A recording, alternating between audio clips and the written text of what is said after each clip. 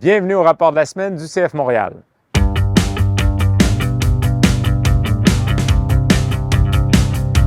Un mois de mai chargé se poursuit pour le 11 montréalais avec le derby de la 401 ce samedi à Toronto. La troupe de Laurent Courtois fait face à de l'adversité avec les défaites subies lors de ses 2 derniers matchs à domicile et un nombre important de joueurs blessés. Après une rencontre chaudement disputée face à l'Inter Miami samedi dernier, les champions à titre de MLS Cup, le Columbus Crew, visitaient le Stade Saputo ce mercredi.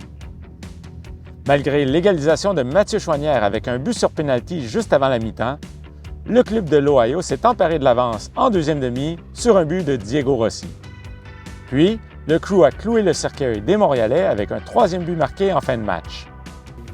Mais non, ils ont une maîtrise collective de temps de jeu qui est impressionnante. Malgré tout, j'ai pensé que les gars, par à coup, ont réussi à poser des problèmes.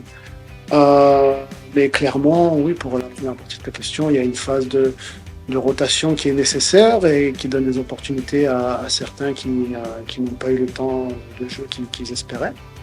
Et puis, voilà, c'est un peu de tout ça. Au chapitre des joueurs blessés, ajoutons le nom de Mason Toye à une liste déjà bien remplie. L'attaquant américain a dû quitter le match contre Columbus après avoir disputé seulement 6 minutes de jeu.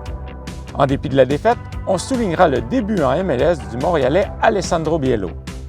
Le jeune milieu de terrain a fait son entrée sur la pelouse lors du dernier quart d'heure de jeu. Le prochain adversaire sera le Toronto FC.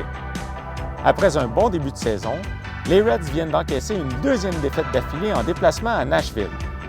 Les Torontois devaient toutefois composer avec l'absence de nombreux joueurs en raison de suspensions décernées à la suite d'une altercation en fin de match contre le NYCFC la semaine dernière. Les Italiens Federico Bernardeschi et Lorenzo Insigne sont les joueurs désignés à surveiller chez le Toronto FC. Le meilleur marqueur de l'équipe est toutefois l'attaquant allemand Prince Owusu avec 5 buts. Le Toronto FC est dirigé cette saison par John Herdman, l'ancien sélectionneur de l'équipe nationale canadienne. L'entraîneur d'origine anglaise était toutefois absent lors de la défaite des siens à Nashville, puisqu'il purgeait lui aussi une suspension. Ce nouveau chapitre dans l'histoire de la rivalité entre les 2 clubs canadiens ne devrait donc pas manquer de piquant. Toronto FC, CF Montréal, samedi 19h30 en direct de BMO Field. Suivez le match sur MLS Season Pass.